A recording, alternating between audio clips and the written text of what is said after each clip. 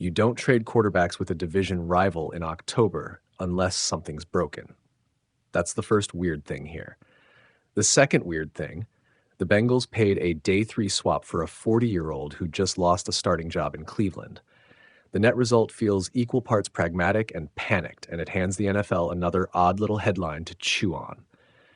Reuters' Cincinnati's problem was obvious. Joe Burrow goes down, the offense cratered, and Jake Browning hasn't steadied the ship. A 3-game slide, turnovers, and a first-half scoring drought left the Bengals staring at a spiral. Flacco isn't a miracle cure. He is, however, a veteran who knows how to manage a game, take hits, and minimize chaos. Exactly the short-term trait teams in emergency mode want. This is a buy-time move, not a win-the-Super Bowl move. Reuters, the price was tiny. Flacco and a 2026 sixth-rounder to Cincinnati for a 2026 fifth. That's a marginal draft upgrade for Cleveland and a nearly cost-free plug for Cincinnati. On paper, the Browns get a modest asset.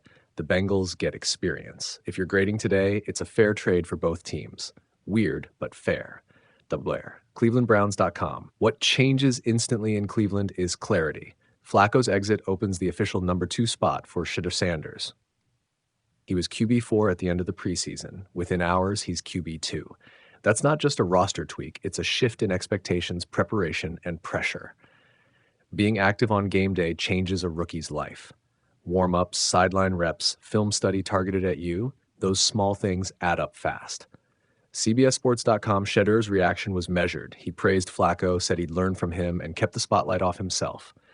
Deion Sanders shrugged it off publicly, which is the exact kind of external calm you want when a rookie's name suddenly gets louder. But inside the building, coaches now have to answer a practical question. Do you prepare the backup the same way you would a veteran? Or do you keep the playbook rigid for Dillon Gabriel and risk a schematic mismatch if Sanders is thrust in? CBSSports.com Dillon Gabriel wins a small but important vote of confidence here. Trading Flacco signals. Cleveland likes what it sees in Gabriel as the starter, and the team is willing to run with youth rather than revert to a veteran crutch. Gabriel's first start wasn't flawless, but it was promising enough that the front office preferred to convert Flacco into a draft asset rather than keep him as a hedge.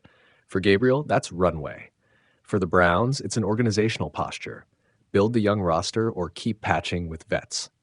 ESPN.com, Jamar Chase and T. Higgins and fantasy teams get a measurable bump in hope. Browning's turnovers had rendered Cincinnati's receiving core half invisible. A steady hand, even an imperfect one like Flacco, can stabilize timing, reduce interceptions, and get Chase and Higgins cleaner targets. That's not a guarantee, but it's a reasonable upside. More catches, fewer empty possessions. For a team missing its MVP, that kind of marginal upgrade matters. CBSSports.com. There are losers too, but most are conceptual rather than catastrophic. The biggest immediate loser is roster quiet. The Browns now have a louder Shedeur conversation to manage. You can't promote a rookie into the backup role and expect the national noise machine to stay quiet. Every Gabriel hiccup will echo as, "Why isn't Sanders starting?" That's a management headache for Kevin Stefanski and the coaching staff. AOL Zach Taylor takes a conditional hit on his resume. If Flacco stabilizes the Bengals and they win a few clean games, Taylor looks prescient for acting fast. If Flacco performs about as badly as he did in Cleveland, the optics swing the other way. You've burned a draft pick for nothing, and your quarterback room still looks shaky. The move is a short leash on a longer leash, low cost, high stakes for immediate perception. SI, longer term, this trade chills the market for mid-season QB deals. Teams that thought they might flip a veteran for value tonight realize Cincinnati already paid the checking price. The Falcons, Giants, or others who might have entertained deals now face a smaller pool of buyers. In practical terms, that compresses trade options this month. Yahoo Tao. From a narrative angle, the trade exposes two competing philosophies. Stabilize now with a veteran, or double down on youth and let the rookie storm through mistakes. Both are legitimate. The Browns clearly picked the latter. Small draft boost in hand, clearer QB hierarchy, and an implicit bet that Gabriel's ceiling is higher than what Flacco offers as an emergency backstop. The Bengals chose the former. Buy steadiness, hope the pocket management offsets the lack of explosive playmaking. CBSSports.com, what to watch this week. Cincinnati's practice reports, and how quickly Flacco gets comfortable with the playbook. Expect simplified packages early, screens, quick reads, high percentage throws. On Cleveland's side, watch who takes scout team reps and whether the coaches script series specifically for Sanders in practice. Those actions tell you whether these were cosmetic moves or real strategic pivots. Bengals.com. Final read, this trade is a classic October chess move.